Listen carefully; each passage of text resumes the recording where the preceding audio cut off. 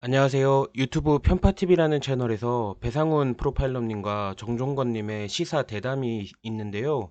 이번에 그것이 알고 싶다 논란에 대해서 너무 좋은 내용이 있어서 여러분들께 소개드립니다.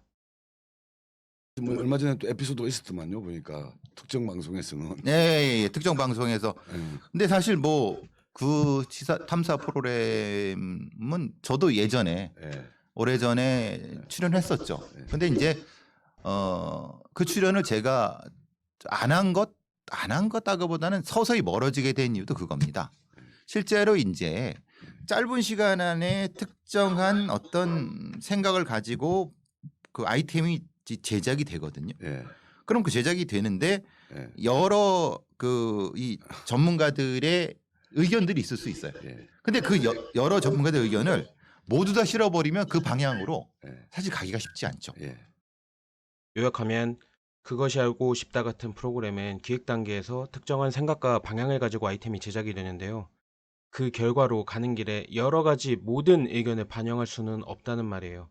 이것은 토론, 그러니까 100분 토론 같은 게 아니라 방송이기 때문에 결론을 내야 된다는 거예요. 서론, 본론, 결론, 클라이막스, 눈물, 뭐 이런 연출이 필요합니다.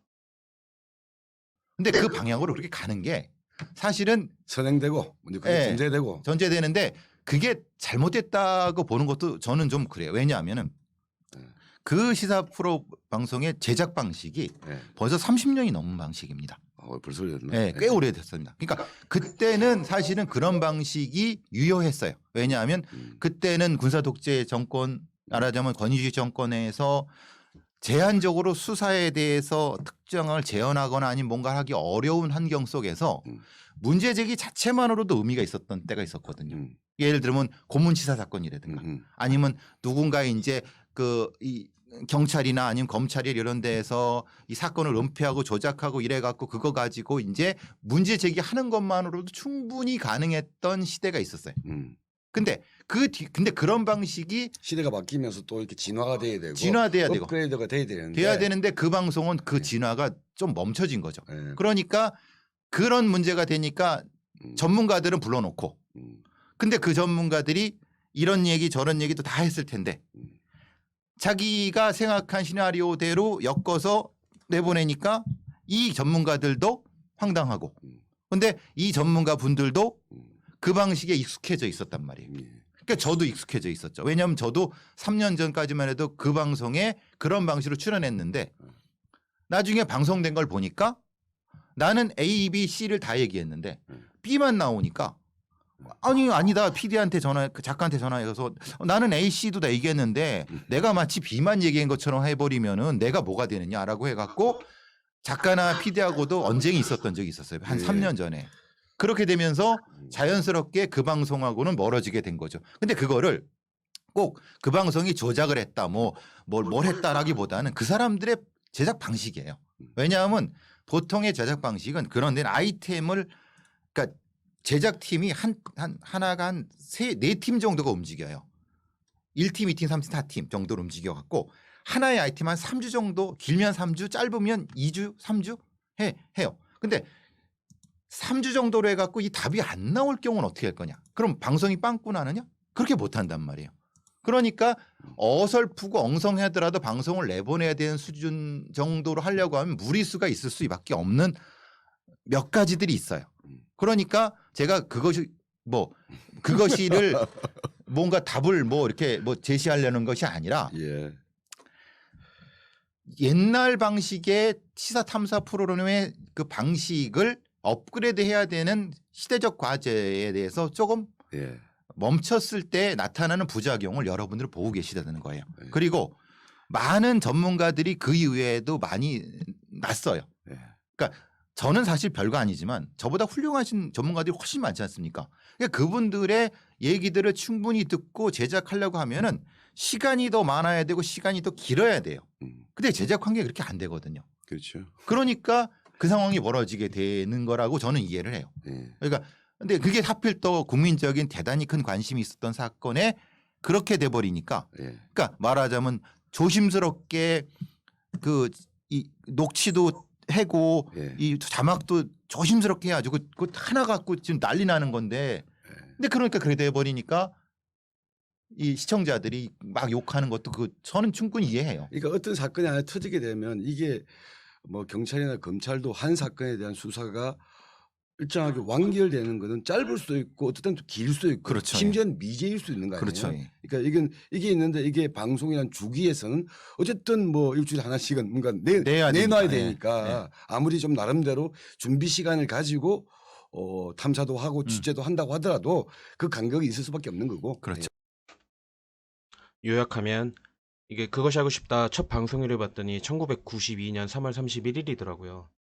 벌써 30년이 지났는데 이런 진행 방식으로도 의미가 있던 시절도 있었으나 지금은 바뀌어야 되죠. 시대가 어느 시대인데.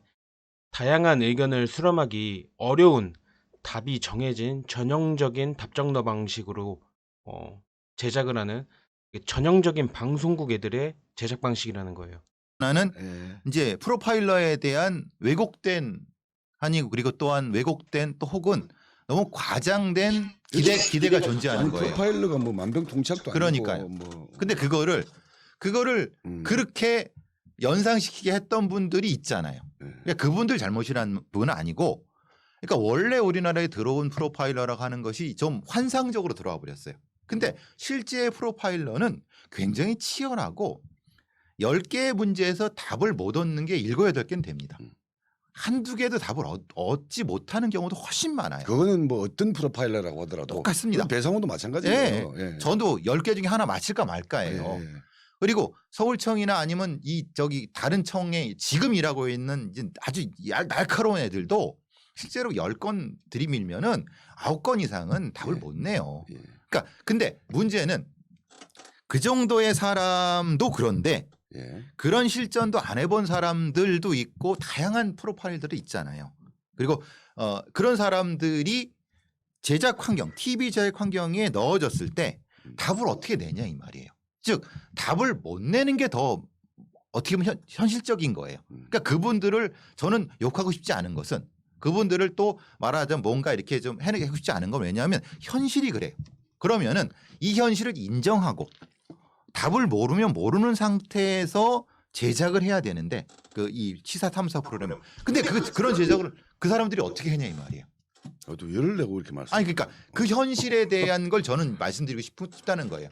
그러면은 그럼 이게 돈을 가지고 현실을 왔다 갔다 할 수 있는 거대 자본을 가지고 있는 방송사가 이거는 지들이 업그레이드 해야 된다는 거예요. 그러니까 자기들이 업그레이드를 안 한 상태에서 개별 전문가한테 책임을 묻는 건 안 된다는 거죠. 그러니까 굉장히 의미 있는 파트였습니다. 저도 프로파일러에 대한 엄청 큰 환상이 있었어요. 이 사람들은 사건에 대해서 웬만한 것들을 다 맞추는, 저는 솔직히 100%는 생각 안 했지만 한 50%는 때려 맞출 줄 알았는데 보니까 요약하면 날고기는 현직의 프로파일러들도 정말 날이 선 현직의 후배들이라고 표현을 했죠. 10%에서 15%의 적중률을 가지고 있는데 언론이 프로파일러에 대한 이미지를 아주 전지전능하고 모든 것을 다 알고 맞추는 사람으로 만들어 두었다. 프로파일러들은 대부분의 사건의 답을 모르는데 이게 모르면 모르는 대로 방송을 만들어 주질 않아서 매우 위험한 부분이다. 결국 전문가들이 나와서 답을 모르기 때문에 5가지, 6가지 이렇게 다양한 의견을 내도 쓰고 싶은 것만 방향에 맞게 편집해서 써서 이것에 대한 근거로 삼는 방송국 애들의 잘못이다라는 내용인 것 같습니다. 지금 그 시사 탐사 프로그램의 태도가 저는 마음에 안 든다는 말씀을 드리려고 하는 거예요. 그리고 그것이 먼저 전제가 돼야 되는 거고, 또한 그런 전제하에서 거기에 출연하는 분들도 스스로 윤리의식을 가지고 조심스러워진다는 거예요. 윤리의식 그 중요하네요. 그럼요. 전문가의 윤리의식은 엄청나게 중요한 거예요.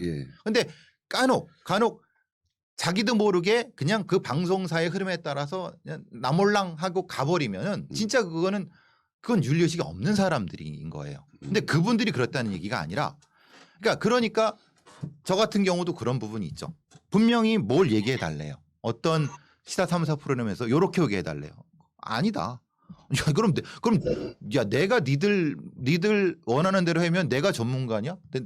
내가 아는 걸 얘기해 줄 수는 있지만 그게 꼭두각시지. 꼭두각시지 그게 무슨 전문가냐? 그러니까 나는 이제 얘기해도 그걸 전제를 다니까 내가 30분 동안 입에 침 내고 떠들어도 얘네들은 안 써버리는 거예요. 그러니까 기본 백그라운드는 내 말이 비교적 맞는다 하더라도 이건 안 써버리고 자신들이 원하는 어떤 부분을 TV에 내놓는 거죠.